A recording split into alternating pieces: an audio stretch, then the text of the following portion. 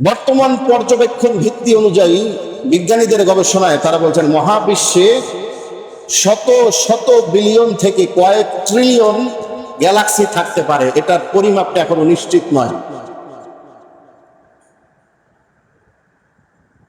যেরকম শত শত বিলিয়ন গ্যালাক্সি, এক একটা গ্যালাক্সির ভেতরে শত শত কোটি কোটি নক্ষত্র, গ্যাস, গ্রহ, নক্ষত্র, উপগ্রহ এগুলো রয়েছে।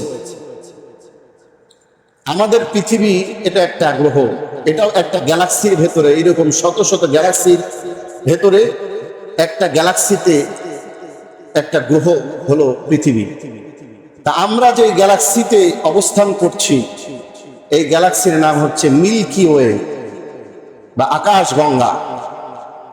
বিজ্ঞান বলছে এই মিল্কি ওয়ে গ্যালাক্সির ভেতরেই প্রায় 100 থেকে 400 কোটি বিলিয়ন নক্ষত্র রয়েছে, প্রায় আরো অনেক হিসাবের বাইরে। এর মধ্যে এই যে সূর্য আমরা দেখতে পাই, এটাও একটা নক্ষত্র। এটা হলো এই মিল্কি ওয়ে গ্যালাক্সির একটা ছোট্ট একটা নক্ষত্র। এর চাইতে কোটি কোটি গুণ বড় নক্ষত্র রয়েছে।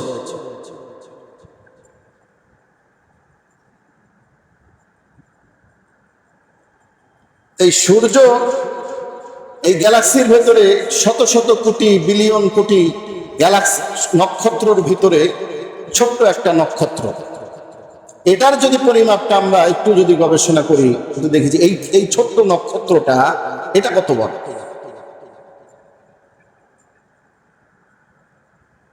তার আগে যদি আমরা সূর্যের অবস্থানটা একটু গবেষণা করি, যেটার অবস্থান কোথায়।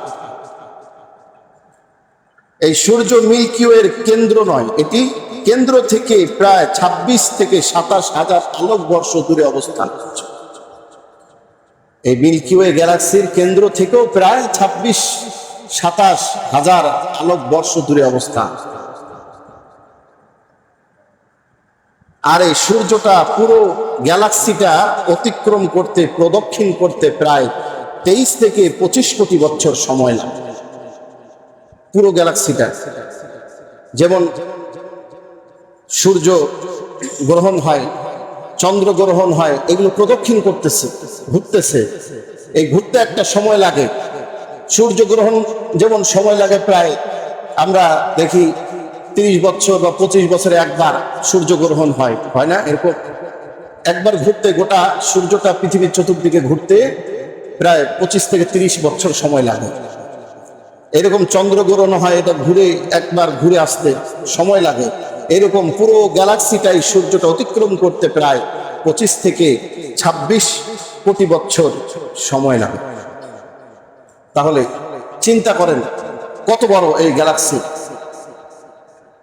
আর এই যে নক্ষত্রগুলো যে ঘুরে, এগুলোর আবার ঘোরার জন্য একটা নির্দিষ্ট কক্ষপথ রয়েছে। তারা নির্দিষ্ট প্রত্যেকটা নক্ষত্র তাদের নির্দিষ্ট গতিপথে ঘূর্ণয়নশীল, কেউ কারো পথ অতিক্রম করে না।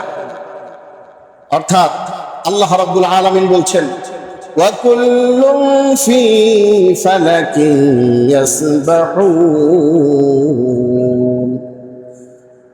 নিজ নিজ কক্ষপথে প্রত্যেকেই বিচরণ করছে। এই আয়াতের আলোকে বলা যায় কক্ষপথ হলো এমন একটি নির্দিষ্ট পথ যেটি ধরে কোনো গ্রহ, উপগ্রহ বা মহাজাগতিক বস্তু অন্য একটি বস্তুর চতুর্দিকে ঘুরতে থাকে। প্রত্যেকেই ঘুরতেছে, কেউ স্থির নয়। যেদিন কিয়ামত হবে, এগুলো আর তার নির্দিষ্ট পথে থাকবে না। একটার সঙ্গে আর একটা ধাক্কাকে এই আসমানটা ধ্বংস হয়ে যায়। পৃথিবী সূর্যের চারিদিকে ঘুরতেছে, চাঁদ পৃথিবীর চারিদিকে একটি নির্দিষ্ট কক্ষপথে ঘুরে। সূর্য মিল্কি ওয়ে গ্যালাক্সির কেন্দ্রকে প্রদক্ষিণ করতেছে। গ্যালাক্সিগুলিও মহাবিশ্বের চতুর্দিকে একে অপরের নির্দিষ্ট পথে অতিক্রম করতেছে, প্রত্যেকেই ঘূর্ণয়নশীল। সুতরাং আমরা যে আসমান দেখতেছি, অগণিত গ্যালাক্সি, নক্ষত্র, সুনিয়ন্ত্রিত কক্ষপথ এবং সুবিশাল ব্যবস্থা আল্লাহ রাব্বুল আলামিন প্রতিষ্ঠা করেছেন এই মহাবিশ্বে।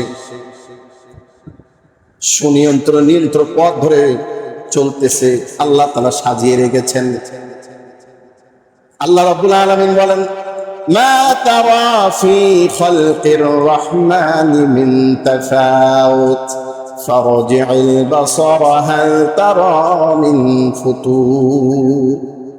কোথাও কোনো ফাটল ত্রুটি বিচ্যুতি তুমি দেখতে পাবে না। তোমার দৃষ্টিটাকে যদি বারবার তুমি আসমানের দিকে ফেরাও, তোমার দৃষ্টি পরিশ্রান্ত ক্লান্ত হয়ে যাবে, তবু তোমার রহমানের সৃষ্টির মধ্যে কোনো তফাৎ খুঁজে পাবে না। এত সুবিন্যস্ত আসমানের ব্যবস্থা। আল্লাহ রাব্বুল আলামিন বলেন, ইদাস সামাউন ফাতারাত, যেদিন ইসরাফিল সিংহায় ফুৎকার দিয়ে দিবে, আল্লাহ রাব্বুল আলামিনের এই সুনির্দিষ্ট ব্যবস্থাপনা মুহূর্তের মধ্যে তাসের ঘরের মতো ভেঙে যাবে। আল্লাহু আকবার। কত বড় আসমান! আজকে যে মহাবিশ্ব দেখে আমরা বিস্মিত। কি আছে এই আসমানে? প্রতিনিয়ত গবেষণা চলতেছে। নির্দিষ্ট ভাবে নিজ কক্ষপথে প্রত্যেকেই আপন আপন গতি নিয়ে ছুটতেছে, চলতেছে, ঘুরতেছে। আমরা বিস্মিত হই, যত গবেষণা করি এগুলো নিয়ে তত বিস্মিত। কি অফুরন্ত নিয়ামত আল্লাহ তাআলা সাজিয়ে রেখেছেন, কোনো ত্রুটি নাই, কোনো বিচ্যুতি নাই। আমরা কিছু একটা তৈরি করলে মুহূর্তে মুহূর্তে এটার মধ্যে ত্রুটি বিচ্যুতি তৈরি হয়ে যায়, কিন্তু আল্লাহ রাব্বুল আলামিন যে মহাবিশ্ব তৈরি করেছেন, শত শত কোটি কোটি বছর পেরিয়ে গেছে, আজ পর্যন্ত কোনো তফাৎ, কোনো ফাটল, কোনো তারতম্যতা তৈরি হয় নাই। কিন্তু যেদিন কিয়ামত হয়ে যাবে, আল্লাহ রাব্বুল আলামিনের ইশারাতেই এই মহাবিশ্ব তাসের ঘরের মতন ভেঙে খান খান হয়ে যাবে। ওয়াফুতিহাতিস সামাউ ফাকানাত আবওয়াবা, অসংখ্য ফাটল হয়ে দরজা তৈরি হয়ে যাবে। এরপর আল্লাহ রাব্বুল আলামিন বলছেন, ওয়া ইযাল কাওয়াকিবু তাসারাত, যখন নক্ষত্রগুলো বিক্ষিপ্ত হয়ে যাবে, আসমানের মধ্যে যে নক্ষত্রগুলো রয়েছে, গ্যালাক্সির মধ্যে যে কোটি কোটি নক্ষত্রগুলো রয়েছে, এই নক্ষত্রগুলো ভেঙে পড়ে যাবে, খসে পড়ে যাবে। নক্ষত্র হলো বিশাল অগ্নিগোলক, যেখানে হাইড্রোজেন পরমাণু একীভূত নিউক্লিয়ার ফিউশন হয়ে হিলিয়ামে পরিণত হয়। এই প্রক্রিয়ায় একটা নক্ষত্র বিপুল পরিমাণের আলো উৎপাদন করে। আমাদের যে সূর্য, এটাও কিন্তু একটা নক্ষত্র, এটাও আলো উৎপাদন করে। ওই সূর্যের আলোতেই এই পৃথিবীটা আলোকিত হয়। তবে এটা খুব বড় নক্ষত্র নয়। এই নক্ষত্রের চাইতেও মহাবিশ্বে বহু বড় বড় নক্ষত্র রয়েছে। এই নক্ষত্রগুলো কত বড়! আমরা যদি উদাহরণস্বরূপ শুধু এই সূর্যটাই, এই ছোট্ট এই নক্ষত্রটাই যদি একটু আমরা গবেষণা করি, তাহলে বোঝা যাবে এর চাইতে যে বড় বড় নক্ষত্রগুলো রয়েছে সেগুলো কত বড়। যেহেতু আমাদের পৃথিবীর কাছে এই নক্ষত্র আমরা দেখতে পাই, এটা নিয়ে যদি আমরা একটু গবেষণা করি, এই নক্ষত্র সূর্যের ব্যাস প্রায় 13,92,700 কিলোমিটার, আর পৃথিবীর ব্যাস হলো 12,742 কিলোমিটার। তার মানে ব্যাসের হিসাবে সূর্য পৃথিবীর প্রায় 109 গুণ বড়। অনায়াসে 109টি পৃথিবী সূর্যের মধ্যে ঢুকে যাবে, কোনো সমস্যা হবে না। এই পৃথিবীর থেকে সূর্যটা প্রায় 15 লক্ষ কোটি কিলোমিটার দূরে অবস্থান করতেছে। এত দূরে সূর্য, ওই সূর্যে যেই তাপ উৎপাদন হয়, ওই সূর্যের তাপটাই পৃথিবীর জমিনে আসতে প্রায় 8 মিনিট 20 সেকেন্ড সময় লাগে। এই তাপটা আমরা গরমের সময় সহ্য করতে পারি না। শরীরের ঘামে পানি বের হয়ে আসে, পথিক তার গায়ের জামা খুলে মাথায় দেয়, ছাতা ছাড়া চলা যায় না। এসির মধ্যে অনেক সময় ঘাম ঝরে যায়। এই সূর্য, এটা এত কাছে। আর পৃথিবীর সবচাইতে নিকটতম যেই নক্ষত্র সূর্যের পরেই অবস্থান করছে, এই নক্ষত্রটার নাম হলো প্রক্সিমা সেন্টরি। এই নক্ষত্র দূরত্ব প্রায় 4.24 আলোকবর্ষ। অর্থাৎ প্রায় 40 লক্ষ কোটি কিলোমিটার। এটা পৃথিবীর সবচাইতে কাছে অবস্থান করতেছে। এটার দূরত্বটাই যদি এত দূরে হয়, তাহলে আরো যেই বড় বড় নক্ষত্রগুলো দূরে আছে, আমরা এই যে সূর্য দেখতেছি পৃথিবী থেকে 15 লক্ষ কোটি কিলোমিটার দূরে এই সূর্যটা, তাহলে চিন্তা করুন ওই সূর্য কত বড় আর আমাদের দৃষ্টির পরিব্যাপ্তিটা কত দূর। এইখান থেকে ওই সূর্যটা আমরা এতটুকু দেখতে পাই, আর এই সূর্যটা তাহলে সেই জায়গায় কত বিশাল, একবার কল্পনা করে। আল্লাহ রাব্বুল আলামিন বলেন, এই যে সকল নক্ষত্রগুলো, এগুলো স্থির নয়, স্থির নয়, প্রত্যেকেই ঘূর্ণয়নশীল।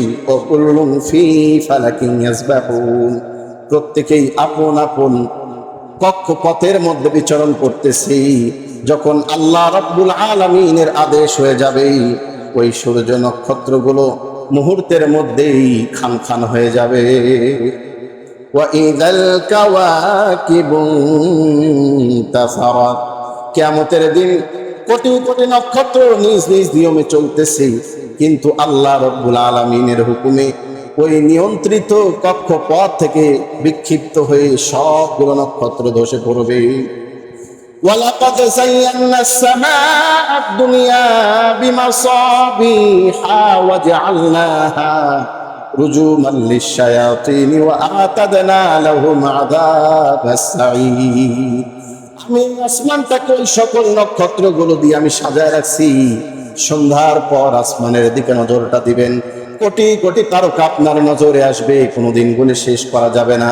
মনে হয় যে তারার বেলা এত সুন্দর, যে আল্লাহ তাআলা বলেন এই নক্ষত্র দিয়ে আমি দুনিয়ার আসমানটাকে সাজায় রাখছি। وَجَعَلْنَاهَا رُجُومًا لِلشَّيَاطِينِ وَأَعْتَدْنَا لَهُمْ عَذَابَ السَّعِيرِ। এবং এই তারকাগুলো শয়তানের নিক্ষিপ্ত তীর হিসাবে আমি আল্লাহ রাব্বুল আলামিন ব্যবহার করি। কিন্তু যখন কিয়ামত চলে আসবে, আল্লাহ রাব্বুল আলামিনের এক ইশারায় ওই সকল বড় বড় নক্ষত্রগুলো ভেঙে টুকরা টুকরা হয়ে পড়ে যাবে। এরপর আল্লাহ রাব্বুল আলামিন বলেন, আসমান ধ্বংস হয়ে যাবে, নক্ষত্রগুলো ধ্বংস হয়ে যাবে। ওয়াইদাল বিহারু ফুজ্জিরাত, এবং যেই মহাসমুদ্র আমরা দেখতেছি, আল্লাহ রাব্বুল আলামিন বলেন সমুদ্রগুলো তখন উত্তাল হয়ে উঠবে, সমুদ্রের পানিগুলো একাকার হয়ে যাবে, একত্রিত হয়ে যাবে। অর্থাৎ সকল সমুদ্র একত্রিত হয়ে যাবে, সমুদ্রের যেই বাঁধন আছে এই বাঁধনগুলো ভেঙে যাবে, সমুদ্র প্রচন্ড উত্তাল হয়ে উঠবে। কিয়ামতের সময় সমুদ্রের স্বাভাবিক নিয়মটা ভেঙে যাবে। এখন যে সমুদ্র স্থির হয়ে আছে, কিয়ামতের সময়টা স্থির আর থাকবে না, উত্তাল হয়ে যাবে, বাঁধন ভেঙে যাবে, গোটা পৃথিবী পানি দ্বারা পরিপূর্ণ হয়ে যাবে। সমুদ্র, এই সমুদ্রগুলো কত বড় সমুদ্র! আজকে যে সমুদ্র আমরা দেখতেছি, সমুদ্র কত বিশাল আল্লাহ রাব্বুল আলামিন বানাইছেন। পৃথিবীর প্রায় 71% অংশ পানি দ্বারা বেষ্টিত। পৃথিবীটার 4/3 পানি দ্বারা বেষ্টিত। পানির মধ্যে আমরা আছি, এই পৃথিবীটাও পানির উপরে বিচরণ করতেছে। সমুদ্রের মধ্যে যে পানি রয়েছে, এই পানির পরিমাণ প্রায় 1.332 বিলিয়ন ঘন কিলোমিটার, অর্থাৎ 133 কোটি 20 লাখ ঘন কিলোমিটার পানি রয়েছে সমুদ্রের মধ্যে। সমুদ্রের যে গভীরতা, এর যে গভীরতা, সমুদ্রের গড় গভীরতা প্রায় 3.7 কিলোমিটার, গভীরতা রয়েছে 3.7 কিলোমিটার। এই ভূপৃষ্ঠের সবচাইতে গভীর যেই স্থান মারিয়ানা ট্রেঞ্চ, এই গভীরতা পরিমাণ প্রায় 11 কিলোমিটার। পশ্চিম প্রশান্ত মহাসাগরে মারিয়ানা ট্রেঞ্চের দক্ষিণ প্রান্তে অবস্থিত এই মহাবিশ্বের মহাসমুদ্রের গভীরতা বর্তমানে যে মাউন্ট এভারেস্ট রয়েছে, এটার প্রায় গড় উচ্চতা হলো 9 কিলোমিটারের মতো। এই মাউন্ট এভারেস্ট পাহাড়টাকেও যদি ওই সমুদ্রের গভীরতার মাঝখানে স্থাপন করা হয়, ওইটার ওপরেও প্রায় 2 কিলোমিটার পানির নিচে ডুবে থাকবে। এত গভীরতা রয়েছে সমুদ্রের তলে। সবচাইতে গভীর খাত যাকে বলা হয় মারিয়ানা ট্রেঞ্চ, এত সুবিশাল গভীরতার সমুদ্র, শুধু সমুদ্র নয়, এর তলদেশে একটা বিশাল জগৎ রয়েছে। পৃথিবীর মধ্যে যেমন আমরা অসংখ্য পর্বতমালা দেখতে পাই, অগ্নিগিরি দেখতে পাই, এরকম সমুদ্রের তলদেশেও আধুনিক বিজ্ঞান বলছে সমুদ্রের তলদেশে বিশাল বড় বড় পর্বতমালা রয়েছে, পাহাড় রয়েছে। অনেক সময় ডিসকভারি চ্যানেলগুলোতে দেখবেন এগুলো সমুদ্রের তলদেশে কি আছে এগুলো দেখায়, বড় বড় বিশাল বিশাল পর্বতমালা। পৃথিবীর যেমন অগ্নিগিরি আছে, আগুনের স্ফুলিঙ্গ বের হয়ে আসে, সমুদ্রের তলদেশেও এইরকম অগ্নিগিরি রয়েছে। গভীর গভীর খাদ রয়েছে, ভূমিকম্প সৃষ্টি হওয়ার টেকটনিক প্লেট রয়েছে, গরম পানির উৎস রয়েছে। অর্থাৎ সমুদ্রের তলদেশেও একটা বিশাল জগৎ রয়েছে। কোরআনের সঙ্গে আল্লাহ রাব্বুল আলামিন কোরআনের মধ্যে এই সমুদ্রের ব্যাপারে আল্লাহ তাআলা বলেন, এই যে গভীর খাত, ভূমিকম্প, গরম পানি, এগুলোর ব্যাখ্যা আল্লাহ তাআলা কোরআনুল কারীমের মধ্যে দিয়ে বলেন, ওয়াল বাহারিল মাসজুর, শপথ উত্তাল প্রজ্বলিত সমুদ্রের, অর্থাৎ সমুদ্রটা উত্তাল আবার প্রজ্বলিত আগুনের, এটার শপথ করে আল্লাহ রাব্বুল আলামিন বলেন, মারাজাল বাহরাইনি ইয়ালতাকিয়ানি বাইনাহুমা বারযাখুল লা ইয়াবগিয়ান। আল্লাহু আকবার। তিনি দুই সমুদ্রকে মিলিত করেছেন, তাদের মাঝে একটি নির্দিষ্ট রেখা রয়েছে, প্রতিবন্ধক রয়েছে, কেউ কারো সঙ্গে কেউ তা অতিক্রম করতে পারে না, সবাই আপন আপন রেখা দিয়ে চলতেছে। দেখবেন মাঝে মাঝে দেখায় যে দুই সমুদ্র একসঙ্গে এই পৃথিবীর মধ্যে আছে, যে দুই সমুদ্রের পানি এক জায়গায় মিলিত হয়ে আপন সীমায় চলতেছে, একটা আরেকটার সঙ্গে লাগে না, আছে না নাই? একসঙ্গে পাশাপাশি চলতেছে, কেউ কাউকে অতিক্রম করতেছে না। আল্লাহ রাব্বুল আলামিন বলেন, দুই সমুদ্রের পানিকে আমি মিলিত করেছি এবং তাদের মাঝে একটা বন্ধক তৈরি করে দিয়েছি, কেউ তা অতিক্রম করতে পারে না। এই নিয়ম কে তৈরি করে দিয়েছেন? আল্লাহ রাব্বুল আলামিন। আল্লাহ তাআলা বলেন, যখন কিয়ামত হয়ে যাবে আমার এক ইশারায়, ওয়া ইযাল বিহারু ফুজ্জিরাত, এই সমুদ্রটা উত্তাল হয়ে সকল পানিগুলো মিশে একাকার হয়ে যাবে, প্রত্যেকেই তার অস্তিত্ব হারিয়ে ফেলবে।